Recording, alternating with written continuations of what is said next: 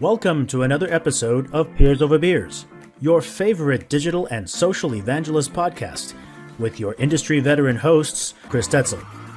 This podcast starts now.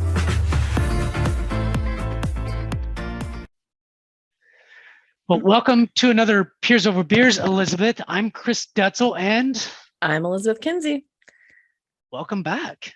Thanks for having me again. Yeah, well, thanks for coming. This is great.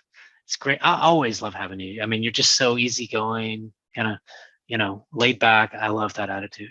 It's because you're getting me on like Friday afternoons after I just went and did like a bunch of nice stuff for people. So I'm just filled with the joy and light of volunteer work. So you get that benefit, Chris. Oh wait, tell me about that. You do a lot of volunteer work and stuff, so I'm interested. Yeah, I volunteer for my local Meals on Wheels organization. So it's sosmow.org if anyone wants to go volunteer in the Bay Area or, donate money to their cause. And so, I deliver meals on Friday morning to about 12 to 16 clients, depending on who's going to be home that day, and drive around, drop off meals, tell everyone to have a good weekend, and then get to go about my day. So fascinating. I love that. That's just so awesome that you would do that. Like, I guess I'm just not like, I give back to like some specific communities, but not like that, so wow. I mean, you must love it. I guess you keep doing it. I do love it. And I'm really interested in kind of food justice as social justice. And when we think about who we're delivering meals to, oftentimes, it's, they're over 60. So it's our older populations who are not as mobile, oftentimes are disabled in some way. And are oftentimes living in areas where there are food deserts. So they don't have access to a grocery store. They don't have access to regular fresh produce, et cetera. And so Meals on Wheels really helps to bridge that gap. And so there's a couple of other really great groups in the Bay Area who are also doing similar things. But to me, it feels like, if this is something that I care about, food justice, this is a really good way to make an immediate impact on that. But I would have gotten involved. A friend of mine is a program director and so does nutritional planning and stuff for this Oregon. At the beginning of the pandemic, they lost a lot of volunteers because a lot of folks that are able to spend that time are older themselves and so we're at high risk. And I was like, well, flexible work life means that I should be able to take 2 hours on a Friday morning to go deliver people some food. And Slack is wonderful enough to, see that as we are flexible, and we do have kind of Fridays are certainly days that we don't do meetings and stuff like that. So it all works out. But yeah, highly encourage anyone who wants to get involved, even if you want to go pack food in a kitchen or go and, do paperwork filing. There's all kinds of ways to get involved with local organizations like that are working on food justice. Food justice. I like that. I feel like this next conversation is just useless.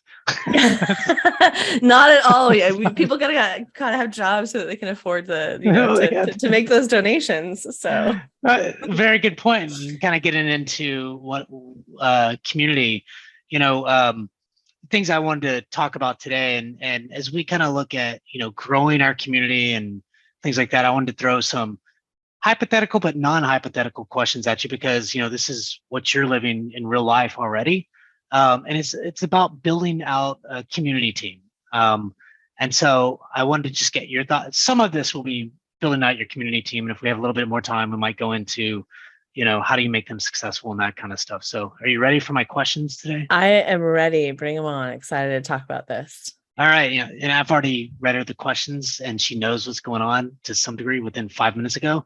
So, I think she's prepared. As long as my short-term memory still exists, we're good. Exactly. All right. First question, Elizabeth. What does a successful, I was reading the wrong thing. So the role of a community department head, how would you go about, building out a team, and what does that look like? So let's say you get a community and it's like, okay, you're going to get a team. What would that look like? Yeah, I think that this is a really interesting question because I think it kind of highlights when that happens in someone's career journey or in the maturity of a community. Because usually when you get that first headcount for community, it's because you, as the sole community manager and the sole community person, there's a lot of ideas that you have that you want to do, but there's just no capacity. There is a finite number of hours and people power in the day when you're talking about one person. And so a lot of times you're able to justify that first headcount because you're like, look how much more we could do if we had another person, and or there's more work than I can do on my own, and we could be more effective if we had additional folks.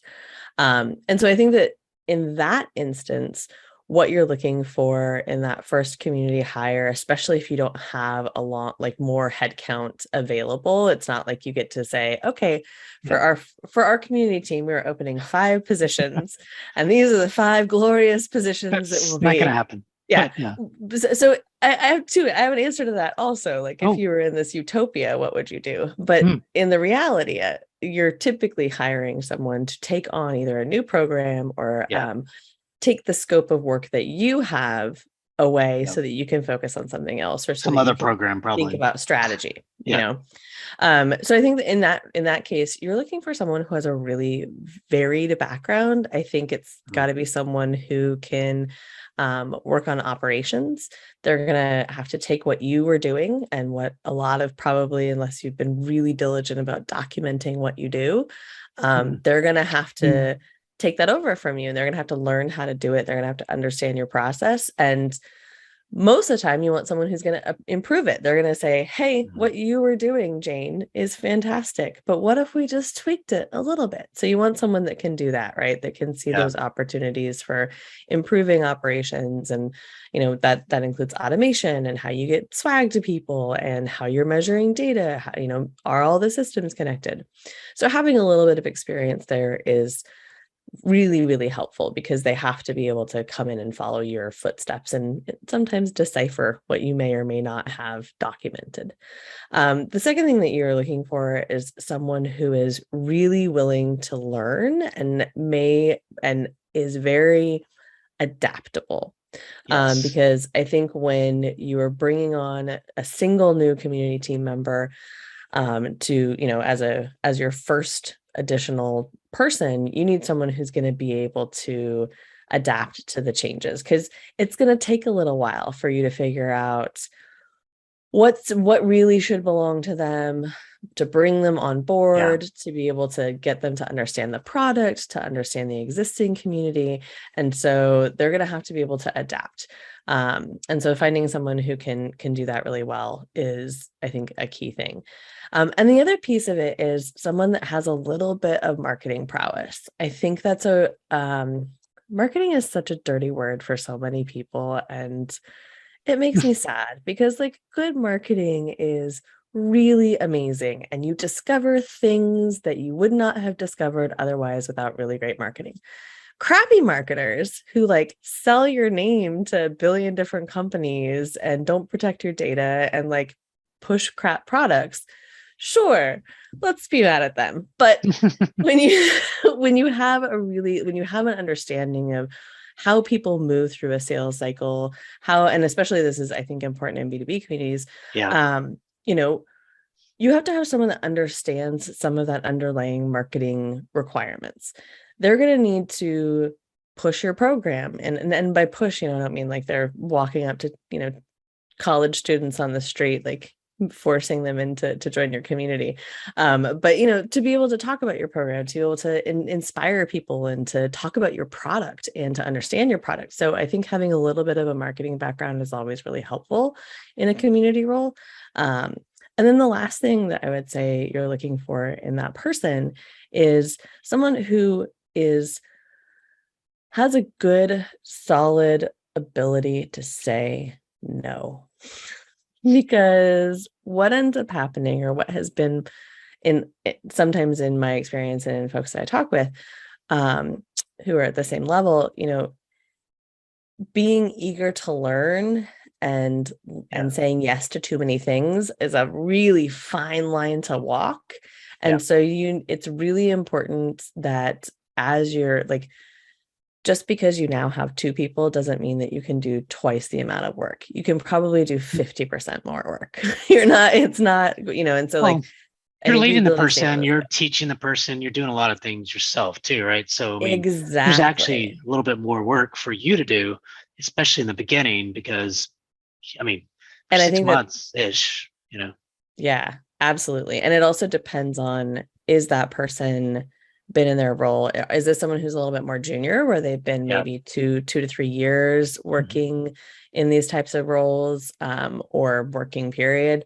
Or is this someone that is like 3 to 7 years? So they're a little bit more advanced and have a little bit more experience under their belt. That's also going to determine how much coaching you're going to have to do, how much sort of translation of different things that you're going to have to do. How familiar are they with the industry? Like, all of those factors are going to play into how much you're going to need to do to make them successful. It's kind of like, when you first start a job, you might know what to go do as a community leader, but you don't know the product, you don't know the people, so you've got to start moving fast, Yep. and I love those. And that's a lot of stuff for one person. So, well, I mean, think about everything that you're doing right now. Yeah. You're, I mean, or any, single or person on a community team, you tend to be doing all of those things already. So you're looking for someone who has the capacity to do that. Now, I'll tell you what, in my utopia, if it was just like, Yes. you have all the headcount you want for we're launching a community and this is what you need. So first and foremost, operations. Yes. That is. Can I stop you real quick? Yes. Because Nicole said the same thing. Like, I don't know when we do this Peers Over Beers, like, I don't know, but she's like, she's a smart lady. Is so important. She goes, it's hard because that's the first one I wanted to hire, but sometimes you just need a community manager to do the community manager role. So there was a little bit of when she thinks of operations, I think she thought more of kind of the data, the analytics, and getting all that stuff together because it's super important. She goes, so it's a toss between a community manager or an operations manager, or something like that. Yeah, I think you can find in program managers, I think you can find a good mix of that operations and day-to-day community management.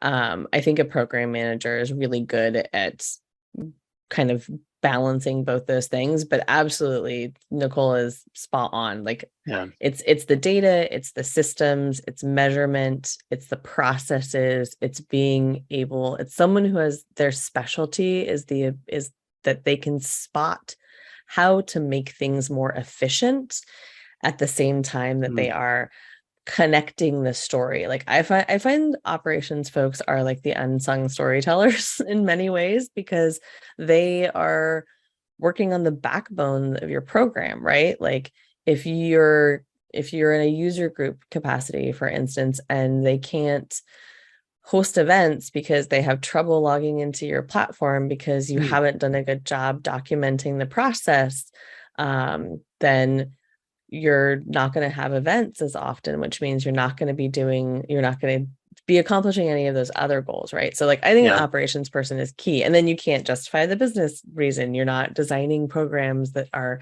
connecting to end results or outcomes and objectives. So operations, absolutely. I think community marketing is another one that it's a role that's important, because you need folks that understand customer journeys, that understand what motivates, especially your kind of, and depending on where your community sits, if you're pre-sales or post-sales, like, is your community built around lead gen? You absolutely need someone who is a marketer then.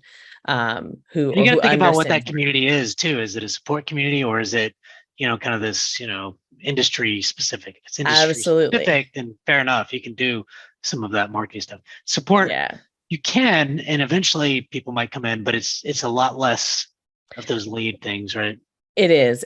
But at the same time, that marketer, if you are on the support side, how are you managing SEO of your community? How are people discovering you and finding you? What's driving awareness and growth of your community? The community marketing manager is really critical to those things, especially when you're early on in a community. Like, I think that like they can work on a lot of things with cross-functional partners and act as a liaison with marketing. For instance, like say that you have I keep going to events because I have events on the brain. But say that you have a user group program where people are hosting events about your product.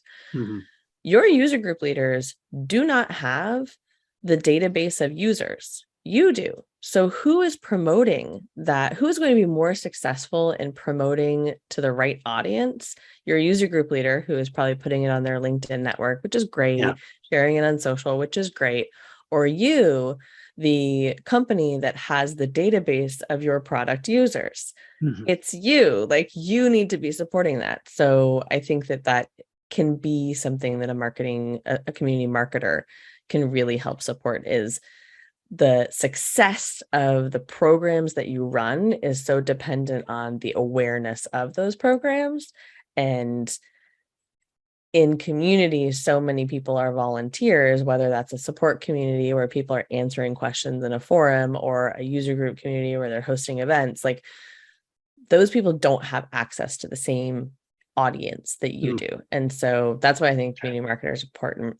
And I think you need 2 community managers, or depending on how many programs you have and what those programs are, you're going to need a couple of folks that are day-to-day working with people, answering questions, communicating information, et cetera. And then I think the last thing that is really important is an engineer, because all of these systems, or a developer, all of these systems are, how do you connect the data? How do you build something? And like, depending on, if you're in a forum, a lot of them have proprietary stuff where you need to do design, you need to do all this engineering work. And it's hard to find those resources. Let's put it in I'll put some of that in real life, because I completely agree with you. So when you start thinking about the platform of community, so I use HireLogic, some people use Kuros, some people use Vanilla Forum, some people use whatever, right? Salesforce, it doesn't matter. So there's all, at the very beginning, it's not connected to any business system. So when you think of when you want data around, for example, like the things that I get today is, and I have to do it manually, is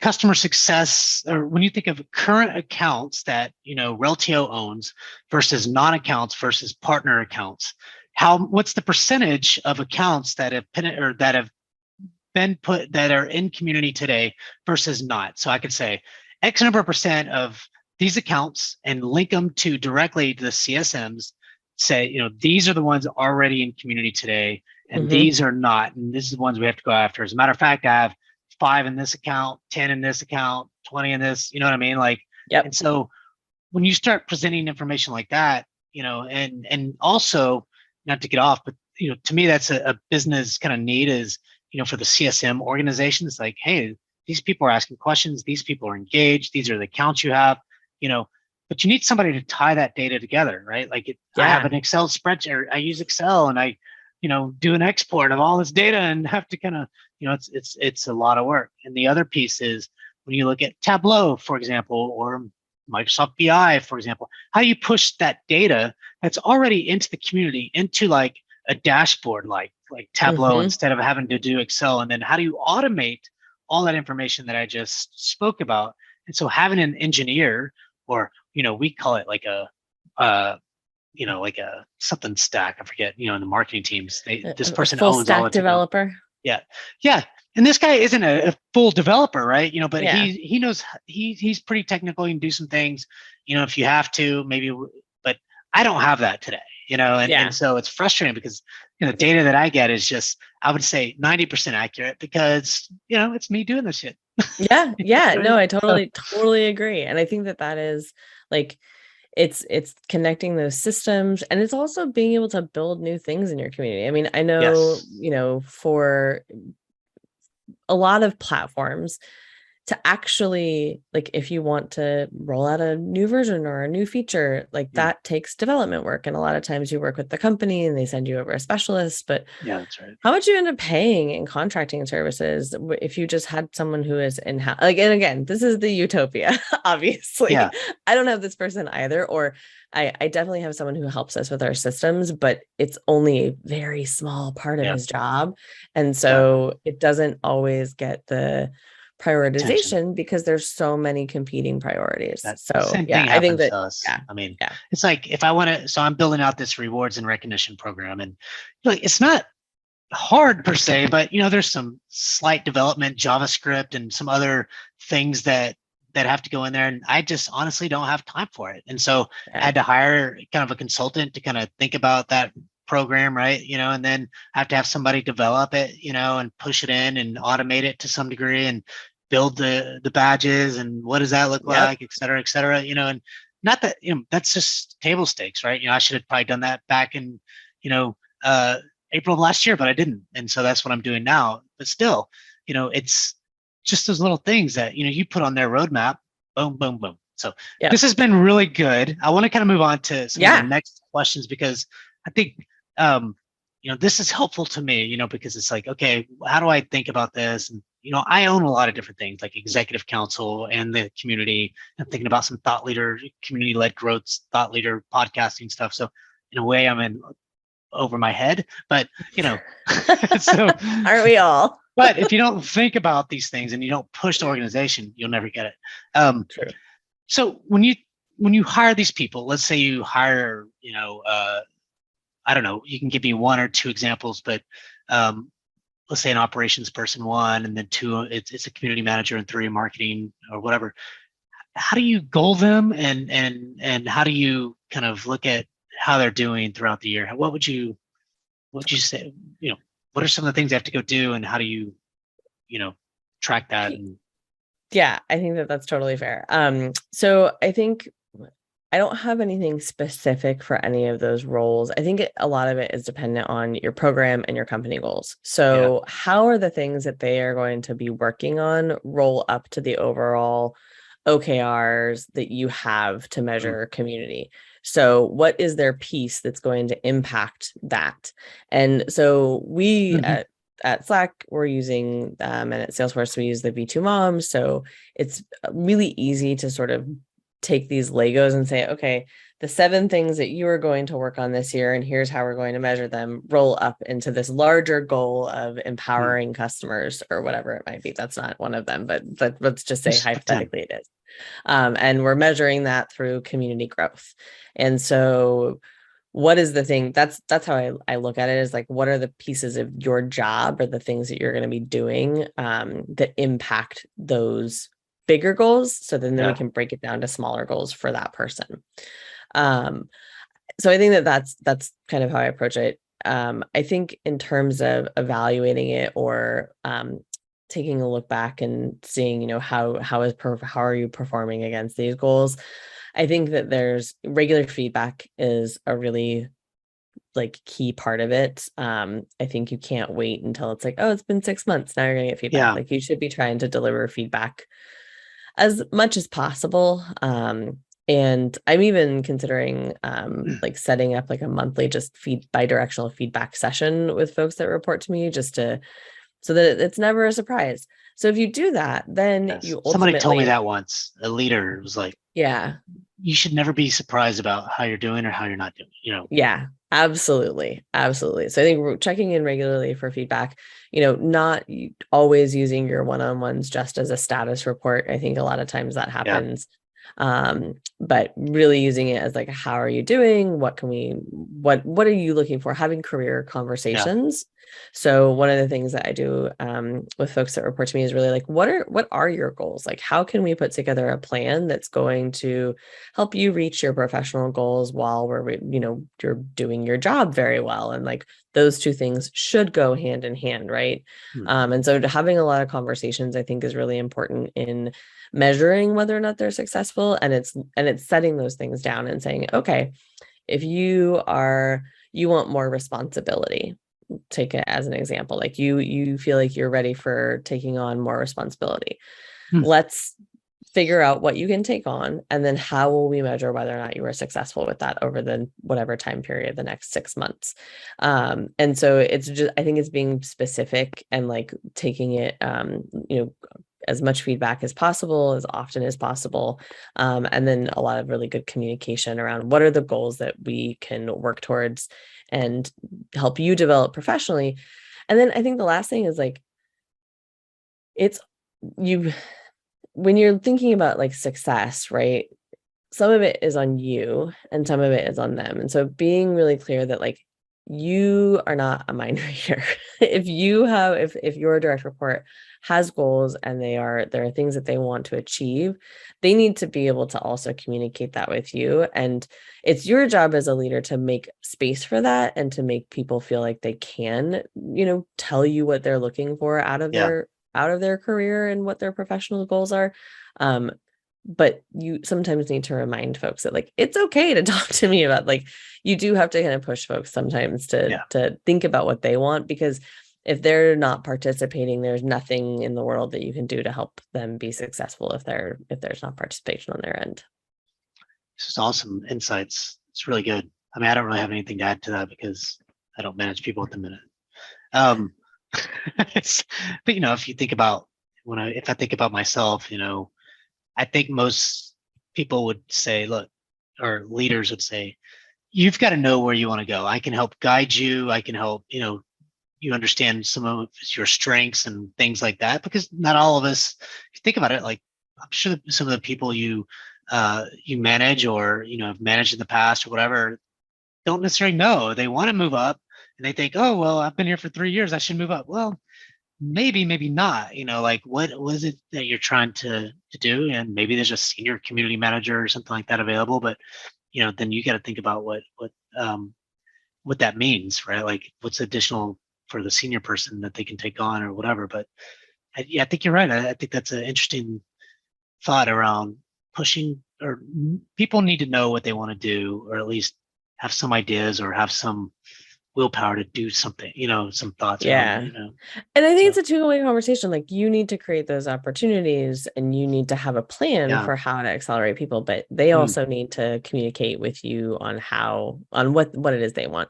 And I would be remiss not to point out that like all of my brilliant ideas are basically stolen from Erica Cool and Holly Firestone, and a lot of the work that they did both at Atlassian and at Salesforce on building teams out. And I think that they both have a couple of different blogs on kind of how you think about teams and building out community teams that are really useful, that I revisit all the time when I'm thinking about like, okay, what's the next stage of our team look like? It's amazing how those two have had such an impact on the community world. I mean, I hear it constantly, and I don't disagree with that. I just think it's pretty amazing. Those are the two names, the women that really have made a huge impact within community, absolutely, community world, right? So, and I mean, I am part of the fangirl club for both Holly and Erica and a number of other community professionals, but I think that they have made a huge impact on this industry. Yeah, absolutely. And it's funny because I think I talked to Nicole about this, and just to get off the subject a little bit, is it feels like, and maybe it's less and less, but it feels like or I think there's a big percentage more women in community management than there is men in general. But it feels like for the last few years, yes, there's been a lot of women stepping up. But when I look at podcasts like myself or other podcasts, like Brian and Erica are doing a podcast, but then I don't know, it feels like there's a lot more men doing these things. You know what I mean? And so, and I'll be honest, like whenever I told my wife this, because she's a huge women's kind of rights advocate, and everything else. And I was like, you know what? How do I kind of make a difference, if there is any difference? I don't know, but I truly have went out and tried to get people like you on my podcast, because the last thing I want you to think is, hey, who's this Chris Detzel weird guy? I don't think I have that anymore. But I do. I want, because there's more of women in this than men. And So there's got to be a reason why, and so let's talk to the women that are doing some really cool things. I absolutely agree. And we could unpack the patriarchy, but I don't think we have enough time Fair enough. today.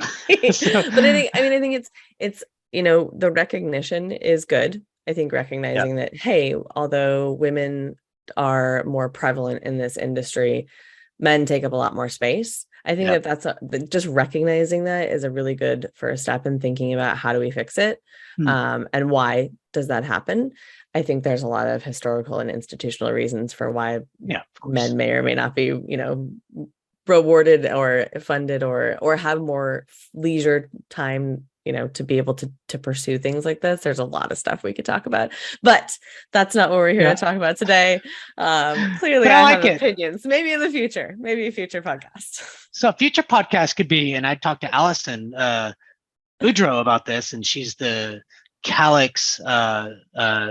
She runs community and she runs academy, and I thought about having you, her, and Nicole on, and maybe another woman or two, just as kind of a panel, and maybe I just kind of duck out, and then you'll have, you know what I mean? Like, I don't know. I do. So, but it'd be a great Peers Over Beers, and I keep talking about it. Schedules are just, it's hard to get people. Schedules are hard. Schedules are rough. Like more than one person. It's like, oh, yeah. That's my only issue. But maybe we'll have something. That's not why we're all not doing the podcast.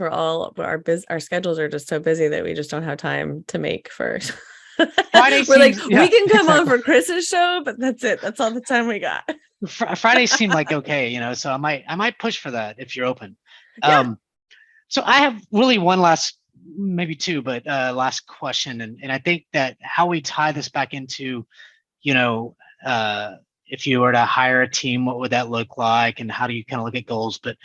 And then at the end of the day, how do you measure the success of your community with all those people? Like when you look back and you think, okay, we've had some success here, there, whatever, and then as a team, how do you kind of look at it, and how do you measure it, or how do you measure success of a community? I mean, that's a big one. Yeah, that is a big one. So, and you mean kind of in relationship to growing your team? Like what did the growth of the team have an impact on the success of the community? Yeah, I think it's probably, I think I like the general, because, it's the entire success. So at the end of the year, when you have this team, how are you going to say this was successful? And then how do you measure that? Yeah. I mean, again, I think it's about what were the goals that you set out. So, and what were you aiming to measure? Like, what were you aiming for? Did you achieve those goals is number one. So we'll use community growth as a metric that a lot of people use just for kind of health. So if you hadn't added those team members on, what would you have grown? Probably less. But since you did you budget that number to account for, we're going to have more people power behind this, we're going to have more resources, maybe more budget? Did you achieve that number that you set out to achieve? I think another thing to look at, especially as your team grows, is if there is a year-over-year statistic that you are consistently measuring your community on, and I think growth is an easy one to do. Yeah.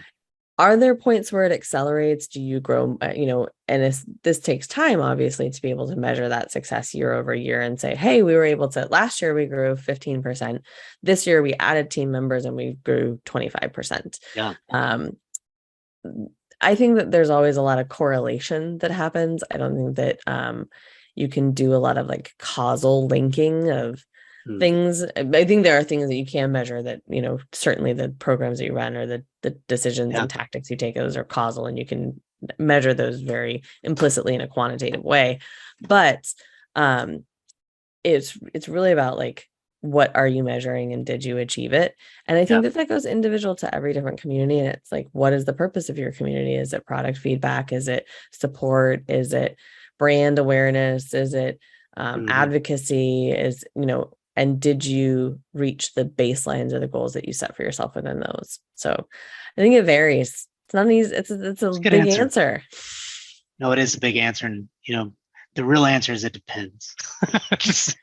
It's not, but you gave a good one. Like, it's a hard question to answer. And I like how you said it depends on why you have the community, what's your mission, what are you trying to accomplish? And then from there, you can kind of break it down to say, if it was support deflection, which, people think that support deflection is like, oh, that's a shitty community. I'm like, that's a huge, you think of cost savings of a support organization. Yeah. When you say, well, how much does it cost you to, go from one case, open a case to closing a case? How long does it take you? And you can say, well, it costs $200 per case, open to close, and it takes 13 days to answer a question. Well, did you know on Community that it takes less than 48 hours, sometimes 24 hours to answer a question? That sure does beat that 13 days. So let's think about that. You know what I mean? Like stuff also like that. Think about like the cost of your, like, I think about how we recently implemented a feature where folks could actually delete some stuff on their own that before they would have to write into our customer experience team and ask them to delete it, and some data privacy stuff. And just the sheer amount of time that is saved now, but that because people have the ability to do that is phenomenal. But when you think about that particular thing may never have been surfaced, or that pain point may never have been surfaced because of Community. So there's the cost savings there of like, hey, you're able to improve your product and increase longevity of your customer. So there's like the indirect cost savings. But then when, like what you're talking about with support costs, you're also freeing up your team to work on harder problems. Yeah. Like if your support team is having to answer the same, excuse my language, but like basic bullshit question over and over and over again, and you have this enterprise customer who has this very complicated, hairy problem, like you're wasting money on this thing that Community could help support. And you're frustrating people because people don't want to open a case, wait, and then if your gals forget to, answer or, reply back or whatever, then they're frustrated. So, there's a lot of really good stuff. I mean, and curation and stuff. By the way, you never talked about having a content person, for Community, which I'm a little surprised. I mean, I think that I lump content and marketing in the same bucket. Oh, okay, all right, got it. Okay, in my brain at least. But I think that if you have the ability to break that out and have someone who's specifically focused on content, sweet. Yeah, just so when I think of content, like one of the big things that I love to do, and I don't know why I love to do this so much, but is content creation, content kind of getting that flywheel going. So like, I use our weekly webinars because they're so in depth, they're so really good that, I'll get, 70, 80 people on these shows. I call them community shows. And I create a bunch of content. Like I capture the Q&A that comes from, I get like the other day, I got 30 questions on a 1 hour show. Literally, I couldn't get them all. So I had to give them back to the experts. Like, could you answer like these 10, and then I push them out to the community, right? Boom, boom, boom. So I'm getting content from our customers, from Q&A. I'm creating a blog or two per episode, I'm getting video. I'm getting them access to engagement, but this content piece is video, blog, Q&A, quick hit video. There's a lot of really good stuff around that you can really, and then the other piece to that is kind of the SEO strategy, Absolutely, right? When you think of, anyways, I get off a little bit, but I think there's a lot to do in that content. And if you're creating relevant content all day, every day for those people to help solve them problems using the product, or, and maybe, depending on your community, if it's high level stuff, like you said, kind of this peer-to-peer networking or, custom brand awareness, whatever, you can do kind of these thought leader type stuff, content, even on some of these shows. So I think the content piece is interesting. And I think it also depends on like, what is the purpose of your marketing team overall? Because like for us, we have a content team. They produce amazing stuff. They talk to a lot of customers. They work on, some of the stuff that they have is, we couldn't do it better. Yeah. And so then is it our job that's where I think kind of in community marketing, like being that liaison between that team and the community of like, how do I help to bring all of the stuff that my marketing team or my brand team is creating around this stuff, or my DevRel team or any of this, like, it's almost like you end up being the conduit. And then I think there's communities where the community manager is really creating that type of content. So it kind of, I think for me, where we are, it's like we have so much great content, and there are so many people that are already working on it. Who can I get to like be that conduit to get that into the community, to inject it directly into their little Slack veins? I like that. We're a lot smaller company, and so we're creating content, but our marketing team really focuses in top of the funnel. I'm really kind of thinking about adoption, upsell, cross sell, new features, things like that, and bringing that out to the market, to our community, so that they know, and I didn't know about that. Let's go deep. Let's figure out how to use. It's a complex, Slack. Although I'm sure there's some complexities for sure to it on integrations and things. Our thing is super complex, right? Like it's just ridiculous. But anyway, this was good. This was really appreciate your time. Absolutely, always a pleasure. Well, thanks everyone for coming and listening to another Peers Over Beers. I'm Chris Detzel, and I'm Elizabeth Kinsey. Thanks, Elizabeth.